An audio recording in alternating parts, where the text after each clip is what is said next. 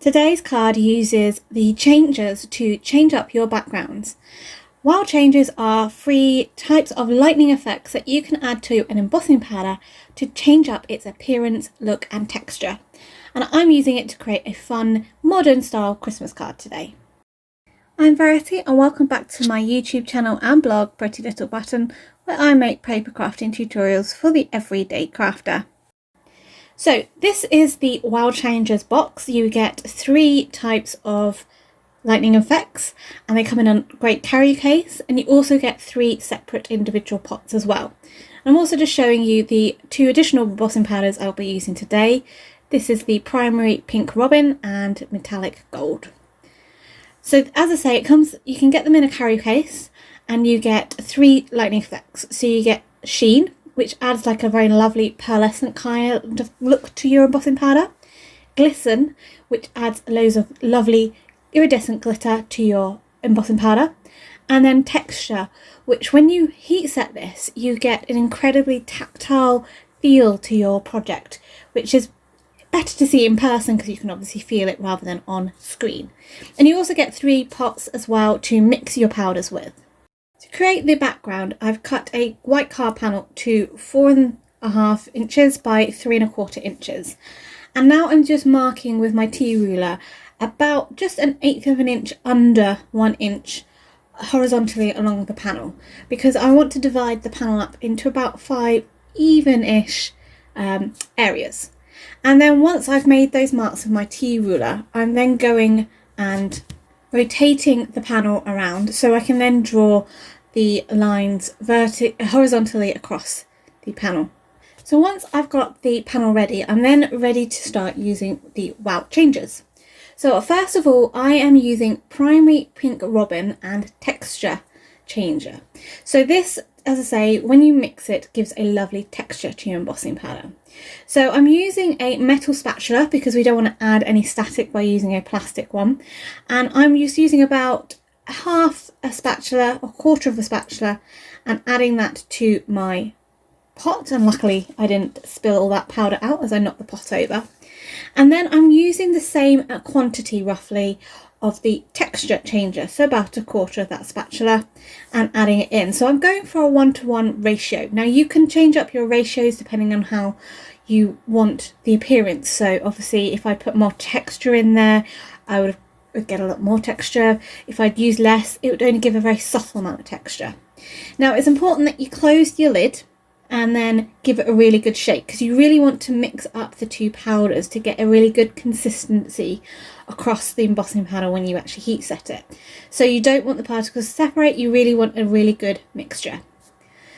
So I've now, to actually create the panel, I've used a piece of Heffy Doodle Memo tape just to mask off part of the panel, so I've only got that stripe. And then I'm using my Wow Clear Ultra Slow Drying Embossing Pad to smush down over that area to add my clear sticky ink. And then I'm covering this with my Texture Pink Robin Embossing Powder.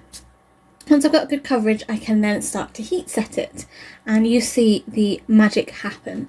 And as you heat set it, you will notice, particularly with the texture one, it's much more easier to see it in person, but you get a lovely tactile surface. Now it won't have any gloss or shine really to it, but it has such a tactile surface, which is great. Say if you want to do beach and you want some sand or some textured snow, so this would be great. Now I covered it again in the ink, reapplied the powder just to really get a really good coverage, and I've heat set it. So I think I did that about 2 or 3 layers of the powder. And as I say, when you feel it, it's got such a lovely textural feel to it.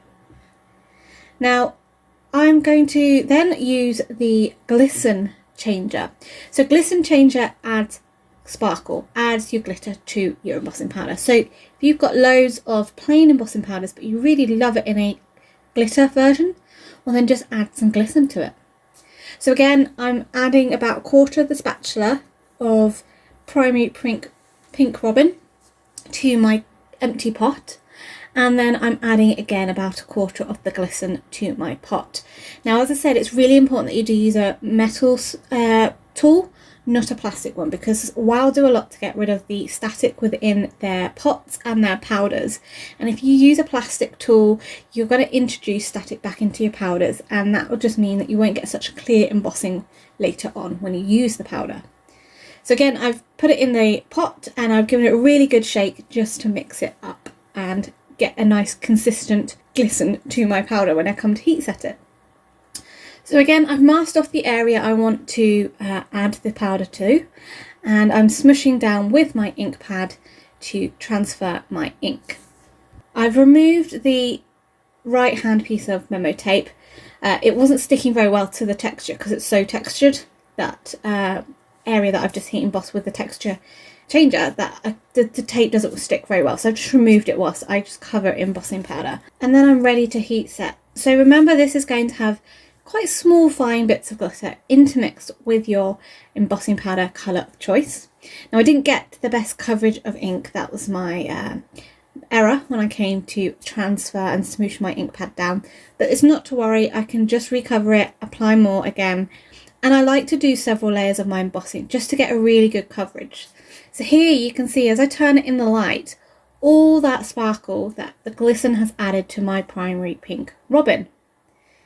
So the last changer I'm going to use is the Sheen.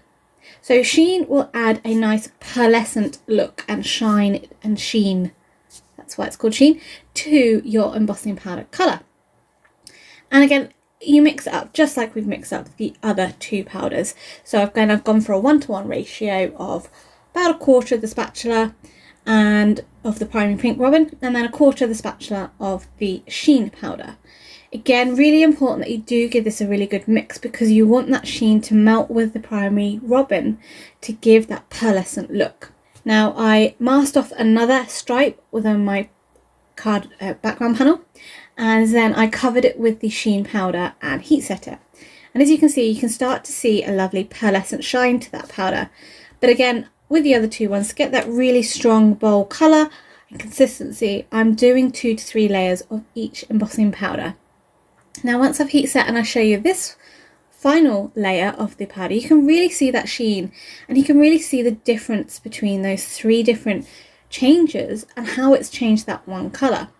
Now I wanted to show a comparison for you. So I've done another stripe in just pure primary pink robin, just to compare and show. So this is a really lovely bold dark colour, but you can see how the changes have really had that lightening effect and lightened the colour, and also how they've added lots of texture and shine and sheen. So to create the bauble that I have added to the front of the card, I am just heat embossing a piece of white card with my metallic rich gold pale embossing powder, and I've done this about 3 or 4 layers because I really want a lovely smooth look to my embossing powder. Now the bauble I've chosen to die cut is quite delicate, so it's better to emboss your cardstock first and then die cut it, rather than die cut it and fiddle with embossing a very delicate die cut like this. Now I did find that when I did pull the die cut out of the die, because of its intricacy, I did tear one of the petals of the snowflake. But not to worry, because I wasn't going to redo that bauble, I didn't have time. So I show you how I hid my little error. So I kept that piece that I had ripped off, and I will use it later on and hide my mistake. So the emboss panel was foam mounted onto a white card base. Then I have stamped and embossed in Opaque bright white embossing powder a sentiment from the Altenew stamp set, Happy Holidays, which reads Merry Christmas and a Happy New Year. And I've embossed that on a black strip of card, and I am foam mounting that onto the front of the panel, and then just trimming off the excess overhang so it just aligns with the background panel quite nicely. I've added a little bit of black ribbon to my bauble, just feeding it through the top of the bauble to make it look like it's hanging on the card. And then I'm using some liquid adhesive to adhere the bauble down to the card. Because it's quite fine and delicate, this is the best way I really find to adhere it to the background. And also that embossing adds a lot of texture and different surfaces for the die cut to adhere down, so you really want a strong adhesive like liquid glue. Now, as I said, I did break one of the little petals of the snowflake, but I kept it to one side, and then I'm just adhering that down with some liquid adhesive again to the bauble, and using my tweezers to do that because it's really fiddly, and you can tell ever so slightly that it has broken, so but not that much, so you could just leave it as is, but I'm going to hide my little mistake with a sequin. So I'm using a selection of different sequins from Little Things by Lucy's Cards. One of the packs was Berry's Delight, another was Gilded Peach, and then I also used some rose gold sequins from Tonic Studios because they were nice and small, and I'm just using a selection of them, putting a couple in the middle of the snowflake so this will hide my mistake, and then I'm scattering the rest around the card. To adhere the sequins down, I'm just using liquid adhesive. That's the easiest way, especially over the embossed background because it's quite textured. That ensures that they'll stay put quite securely. I really enjoyed creating this background. It's such an easy thing to do, such an easy background to create, but adding those wow changes really does change up the background, and you're getting such interest to the card without detracting from the main focal point of the card with the bauble and the sentiment, but it still shows that it's Christmassy but in a really modern style. I can't really decide out of the three changes which is my favourite. I'm torn between Sheen and Glisten, but texture is such a great card if you love to do, say, mixed media or journals or more sculptural pieces. That is a great embossing changer for you to have in your stash. If you enjoyed today's video, please give it a thumbs up, and why not think about subscribing to the channel. For 10% discount at the Wow Embossing Powder shop, just use the code WOWDTVB and you'll get 10% discount off your purchases. If you've used Changers, let us know down in the comments below, as we'd love to know what you think of them and which is your favourite. Until next time, happy crafting!